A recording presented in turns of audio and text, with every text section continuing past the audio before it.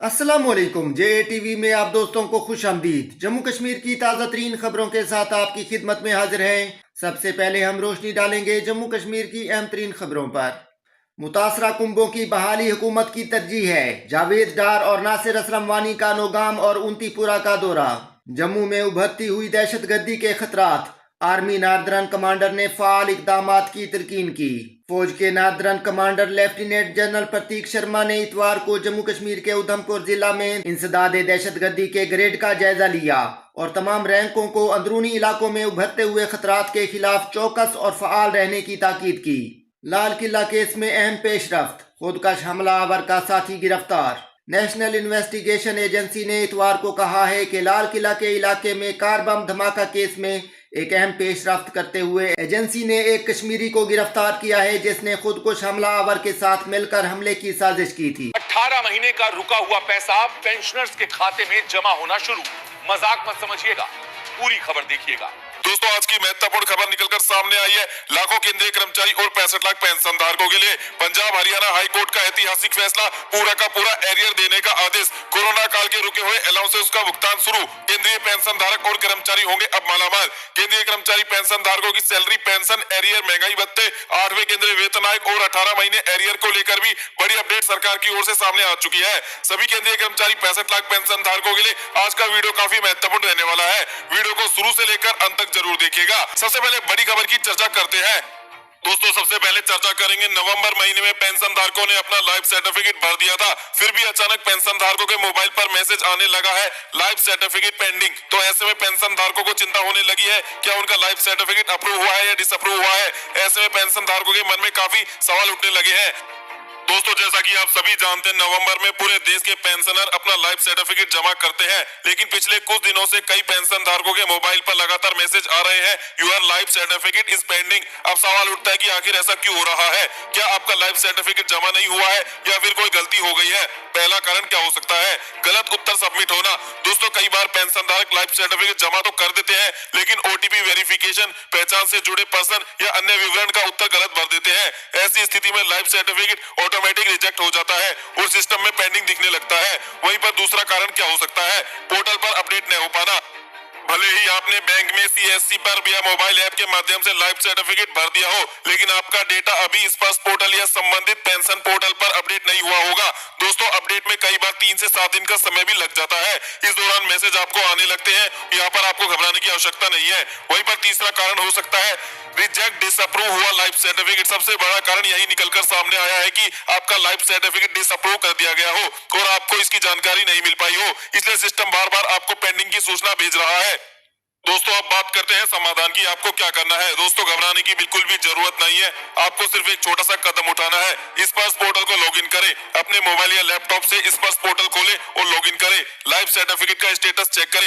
यहाँ देखें कि आपका लाइफ सर्टिफिकेट क्या दिखा रहा है, अप्रूव, पेंडिंग या डिसअप्रूव। अगर डिसअप्रूव है तो दोस्तों तुरंत जाकर दोबारा से लाइफ सर्टिफिकेट भरे और इस बार सभी पर्सनों के उत्तर बिल्कुल सही भरे। खास तौर पर अपनी service detail, PPO number, identification answer, OTP verification, इन सब में किसी भी प्रकार की गलती न करें। यदि पेंडिंग दिखे तो 24 से 48 घंटे का इंतजार करें, अपने आप अपडेट हो जाएगा। दोस्तों, यह मैसेज मिलना सामान्य है। जब सिस्टम में डेटा अपडेट नहीं होता या कोई फील्ड मैच नहीं होती है तो ऐसे मैसेज आना शुरू हो जाते हैं। अब बस स्पर्श में सिस्टम देखकर सुनिश्चित करें और जरूरत हो तो लाइफ सर्टिफिकेट को फिर से जमा करें। दोस्तों, उम्मीद करते हैं कि आपको जानकारी समझ आ गई होगी। अब चलिए दोस्तों, अगली बड़ी इंफॉर्मेशन की चर्चा कर लेते हैं।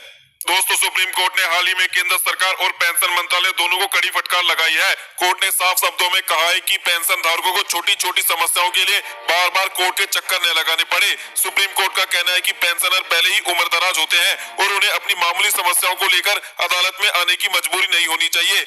इससे न केवल उनका कीमती समय बर्बाद होता है बल्कि न्याय पाने में लंबा इंतजार भी करना पड़ता है। इसी बात को ध्यान में रखते हुए सुप्रीम कोर्ट ने सरकार को निर्देश दिया है कि पेंशन धारकों की समस्याओं को सुनने के लिए अपने स्तर पर एक विशेष कमेटी का गठन किया जाए। यह कमेटी पेंशन धारकों की शिकायतों को सीधे सुने, मामलों को बिना किसी देरी के तुरंत निपटाया जाए, पेंशनर को कोर्ट आने की आवश्यकता न पड़े। दोस्तों, इसका मतलब साफ है कि आने वाले समय में पेंशन धारकों को अपनी समस्याओं का समाधान यही विभागीय स्तर पर मिल सकेगा, जिससे न केवल उनकी परेशानी कम होगी बल्कि फैसलों में देरी भी खत्म हो जाएगी। सुप्रीम कोर्ट का कहना है कि पेंशनर देश की रीढ़ है, उन्होंने अपनी पूरी जिंदगी देश की सेवा की है, इसलिए उन्हें भटकना नहीं चाहिए, बल्कि समय पर न्याय और समाधान मिलना चाहिए। तो दोस्तों, ये थी सुप्रीम कोर्ट की ओर से बड़ी और महत्वपूर्ण अपडेट, जो पेंशन धारकों के लिए काफी राहत भरी निकलकर सामने आई है। चलिए दोस्तों, अब अगली बड़ी इंफॉर्मेशन की चर्चा कर लेते हैं। दोस्तों, ये जो खबर है काफी महत्वपूर्ण है, जरा ध्यान से सुनिएगा। दोस्तों, आपकी जानकारी के लिए बता दें कि इस समय देश भर के कई पेंशन धारकों के बैंक खातों में 26,000 रुपए, 35,000 रुपए, 38,000 रुपए, यहाँ तक कि 45,000 रुपए की राशि जमा की जा रही है। जी हाँ दोस्तों, कई पेंशन धारक लगातार मैसेज कर रहे हैं कि उनके खाते में अलाउंस की बढ़ी हुई राशि क्रेडिट हुई है। अब ये पैसा क्यों आ रहा है? तो दोस्तों, आपको याद होगा कि कोरोना काल के दौरान 18 महीने का DADR रोक लिया गया था, लेकिन उसका असर सिर्फ DADR तक सीमित नहीं रहा। उस दौरान कर्मचारियों के कई अलाउंस भी बढ़ते रहे, लेकिन उन बढ़े हुए अलाउंसेस का भुगतान नहीं किया गया था। पुलवामा का नौजवान करंट लगने से जाम बहक, शोपियां में कमसिन बच्ची लुकमा अजल, फतह अवाम की जीत तारीखी, बडगाम के लोगों को मुबारकबाद महबूबा मुफ्ती। PDP ने जुमा को बडगाम असेंबली ज़िमनी इंतखाबात में कामयाबी हासिल करने को पार्टी की मेहनत का नतीजा करार दिया है। महबूबा मुफ्ती ने अवाम का शुक्रिया अदा करते हुए कहा है कि बडगाम के बाशऊर वोटरों ने तब्दीली, शफाफियत और बेहतर सियासत के हक में फैसला देकर नई तारीख रकम की है।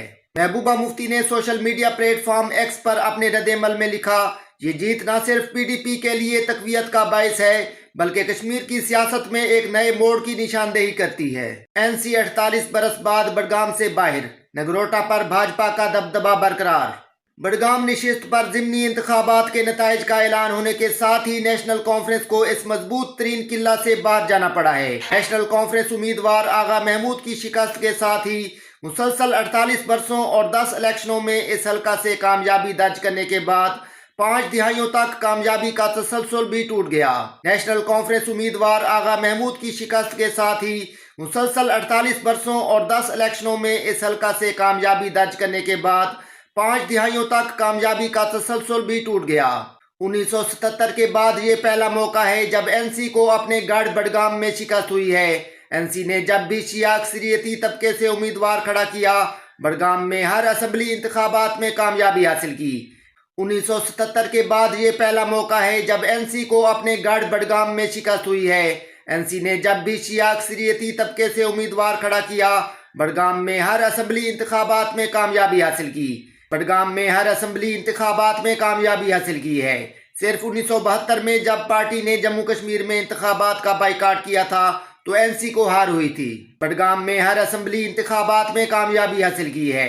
सिर्फ 1972 में जब पार्टी ने जम्मू कश्मीर में इंतखाबात का बाइकाट किया था तो NC को हार हुई थी। बडगाम नताइज, ना निभाए गए वादों पर अवामी गुस्सा, तकब्बुर जवाल की पहली सीढ़ी, घर गिराना इंसाफ नहीं जुल्म है, रूहुल्लाह। बडगाम ज़िमनी इंतखाबात में पीपल्स डेमोक्रेटिक पार्टी की हैरान कुन कामयाबी के बाद नेशनल कॉन्फ्रेंस के सीनियर लीडर और रुकने पार्लियामेंट आगा रूहुल्लाह मेहदी ने एक कुरानी आयत का हवाला देते हुए अपनी जमात के लिए एक मानी खेज और इखलाकी पैगाम जारी किया है। बडगाम ज़िमनी इंतखाबात में पीपल्स डेमोक्रेटिक पार्टी की हैरान कुन कामयाबी के बाद नेशनल कॉन्फ्रेंस के सीनियर लीडर और रुकने पार्लियामेंट आगा रूहुल्लाह मेहदी ने एक कुरानी आयत का हवाला देते हुए अपनी जमात के लिए एक मानी खेज और इखलाकी पैगाम जारी किया है। उन्होंने सोशल मीडिया प्लेटफॉर्म X पर सूरह अल-आराफ की आयत नंबर 146 का हवाला देकर तकब्बुर, गलत रविश और अदम बसीरत के नताइज पर रोशनी डाली। आगा रूहुल्लाह पहले ही इंतखाबी मुहिम से दूर रहे थे और आज की ये पोस्ट पार्टी के अंदर एक मानवी इशारा समझी जा रही है। तजज़ियाकारों के मुताबिक आगा रूहुल्लाह का ये पैगाम न सिर्फ सियासी तबसरा है, बल्कि पार्टी क़यादत को खुद एहतसाबी, आजजी और अवामी एहसासात को समझने की दावत भी है।